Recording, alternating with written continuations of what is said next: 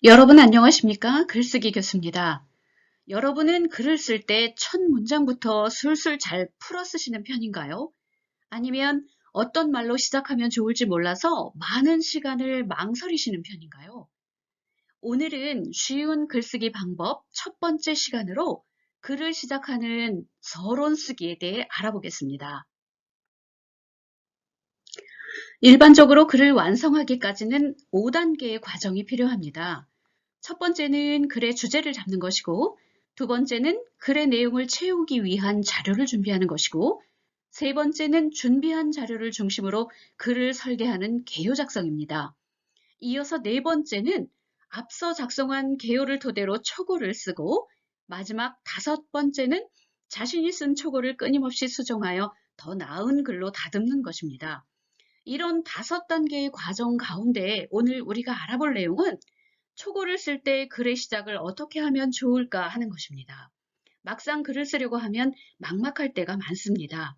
글쓰기를 오랫동안 지도해온 제가 알려드리는 방법은 처음 쓰는 초고의 과정에서는 어휘나 문장 표현에 너무 신경 쓰기보다는 쓰고자 하는 주제에 관련한 내용면에 집중하여 무조건 시작하라고 당부합니다.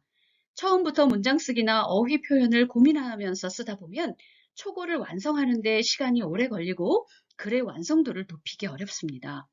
미리 개요를 작성해서 그 틀을 유지한 상태로 자신이 그래서 하고 싶었던 핵심 주제와 그 내용에 중점을 두고 작성하신 후에 나중에 여러 번 글을 수정하는 것이 더 좋은 방법이라고 말씀드리고 싶습니다. 그렇다면 글을 잘 시작하기 위해서 먼저 서론에 대한 이해를 해봅시다. 서론은 글의 표정이라고 할 수 있습니다. 우리가 글을 대할 때 제일 먼저 읽게 되는 곳이 바로 서론입니다. 따라서 서론은 그 글의 전체 첫인상에 해당되는 곳이고 독자에게 호기심을 유발하고 글을 계속 읽게 만드는 기능을 합니다. 특히 서론은 본론으로 독자를 자연스럽게 끌고 가는 것입니다. 그렇기 때문에 개요를 작성하는 초기 준비 단계부터 기획이 필요합니다. 우리가 글 한 편을 제대로 완성하기 위해서는 서론, 본론, 결론이 지닌 각각의 특징을 이해하고 각 부분이 유기적으로 연결되어야 한다는 점을 파악하는 일이 우선되어야 합니다. 대체로 서론에 들어가는 내용으로는 문제의 동기 유발, 문제에 대한 접근, 문제 제기나 글의 방향 제시가 필요합니다. 적어도 이 같은 서론의 3박자는 반드시 갖추는 것이 중요합니다. 우리가 글을 시작할 때 염두에 두어야 할 사항은 어떻게 사람들의 관심을 끌며 강렬한 인상을 줄 것인가 하는 것입니다. 서론을 쓰기 시작하는 방법에는 여러 가지가 있습니다. 그 몇 가지 대표적인 방법을 사례를 들어가며 설명해 드리겠습니다. 우선 첫 번째는 남의 말이나 글, 명언 또는 속담을 인용하면서 시작하는 방법입니다. 글을 쓸 때 자신의 의견이나 주장을 내세우고 글의 객관성을 얻기 위해 글쓰기에서 흔히 사용하는 진술법이라고 할 수 있습니다. 이 방법은 장황스러운 느낌을 주지 않도록 깔끔하고 핵심적으로 표현하는 것이 중요합니다. 특히 잘못 인용하거나 부정확한 내용을 쓰는 것은 오히려 좋지 못한 평가를 받게 되므로 주의해야 합니다. 두 번째는 TV나 영화의 내용 또는 책에서 알게 된 내용을 제시하면서 시작하는 방법입니다. 자신이 쓰려고 하는 주제와 연관이 있는 영화나 TV 프로그램, 책의 내용을 언급하면서 글을 시작하여 풀어나가는 방법이라고 할 수 있습니다. 예문을 보시면 최근 방영되고 있는 TV 다큐멘터리를 소개하면서 흥미롭게 시작하고 있습니다. 이어질 내용이 책이나 서점과 관련된 주제임을 상상할 수 있을 것입니다. 세 번째는 문제 제기식 질문으로 시작하는 방법입니다. 어떤 견해나 문제를 질문하면서 종합적으로 생각할 내용을 떠올리거나 어떤 문제의 의미를 찾는 글에 합당한 방법이라고 할 수 있습니다. 이 방법의 특징은 주제를 연상시키는 질문을 던짐으로써 읽는 이의 이목을 집중시키고 관심을 유도하기 위한 것입니다. 네 번째는 개념을 정의하며 시작하는 방법입니다. 이 방법은 주제에서 언급하는 키워드의 핵심적인 속성이나 용어의 어원을 간략하게 풀이하고서 그 내용으로 연결시키는 것입니다. 개념을 정의할 때는 어설프게 표현하지 말고 예문과 같이 이것은 무엇이다 라고 정확하게 서술하는 것이 좋습니다. 다섯 번째는 주제를 내세우거나 주제를 암시하면서 시작하는 방법입니다. 이 방법은 글의 주제와 흐름, 글의 목적과 방향을 미리 알려주기 때문에 가장 일반적으로 사용하는 방법이라고 할 수 있습니다. 그렇다고 이 글의 주제는 무엇입니다 라고 직설적으로 알려주면서 시작하는 것은 바람직하지 않습니다.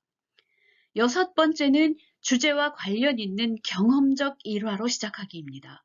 자신이 직접 경험했거나 주변에서 겪은 간접 경험의 일화를 소개하는 것이 글을 흥미롭게 이끌고 독자의 관심을 유지시키는 좋은 방법이라고 할 수 있습니다. 일곱 번째는 시사적인 내용으로 시작하는 방법입니다. 이 방법은 독자의 흥미를 끌기 쉽다는 장점이 있습니다. 최근에 있었던 시사적 내용을 언급하면서 시작하여 자신이 쓰고자 하는 주제의 내용으로 펼쳐가기 편한 방법입니다. 이때는 본론에서 충분히 그 주제를 내용으로 풀어주거나 자신의 견해를 뒷받침할 수 있는 내용으로 진술해야 합니다. 서론을 쓸 때는 주의할 점도 있습니다.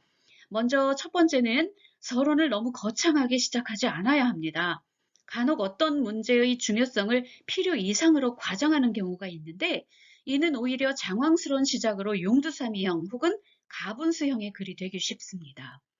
두 번째는 잘 알지 못하는 내용은 언급하지 않는 것이 좋습니다. 잘못된 내용을 적거나 아는 척하는 것은 오히려 글의 수준을 낮추고 무지한 느낌을 독자에게 전달할 수 있으므로 주의해야 합니다. 반대로 너무 잘 알려져 있는 이야기도 가급적 피하는 것이 좋습니다. 지나치게 상식적인 뻔한 이야기를 늘어놓으면 독자는 지루하고 식상하다고 여기게 됩니다. 세 번째는 자신이 쓰려는 서론의 주제와 관련이 있는지 생각해보고 시작해야 합니다. 자칫 서론을 주제와 관련 없는 내용으로 시작하면 글 자체의 의미도 없고 좋은 평가를 얻기도 어렵습니다. 네 번째는 개인적인 변명 같은 것을 글에 쓰지 말아야 합니다. 예를 들어 한 번도 생각해 본 적은 없지만 이라거나 평소에 경험이 없어서와 같은 표현은 글의 품이나 수준, 필자에 대한 신뢰를 떨어뜨리게 됩니다. 다섯 번째는 5단락 정도의 글에서 서론의 분량은 1단락 정도로 잡되 길어지지 않게 하는 것이 좋습니다. 글 전체 분량의 5분의 1을 유지하는 것이 무난합니다. 여섯 번째는 서론의 마지막 문장에서 본론으로 넘어갈 때 뭐뭇에 대해 알아보겠습니다. 아니면 뭐뭇에 관해 이야기하겠습니다. 아니면 뭐뭐를 살펴보겠습니다. 또는 뭐뭐에 대한 제 생각을 밝히겠습니다. 등과 같은 상투적인 표현은 쓰지 않는 것이 좋습니다. 그리고 마지막으로 서론을 쓸 때는 항상 본론과 결론을 염두에 두고 써야 합니다. 서론은 글이라는 집의 현관과 같은 역할을 합니다. 그것은 서론이 본론, 결론과의 유기적인 관계 속에서만 재구실을 할 수 있기 때문입니다. 지금까지 대학에서 글쓰기를 지도하는 교수가 알려드리는 쉬운 글쓰기 방법 첫 번째 시간으로 서론 쓰기에 대한 방법이었습니다. 오늘 강의가 도움이 되셨다면 좋아요와 구독 버튼을 꼭 눌러주세요. 감사합니다.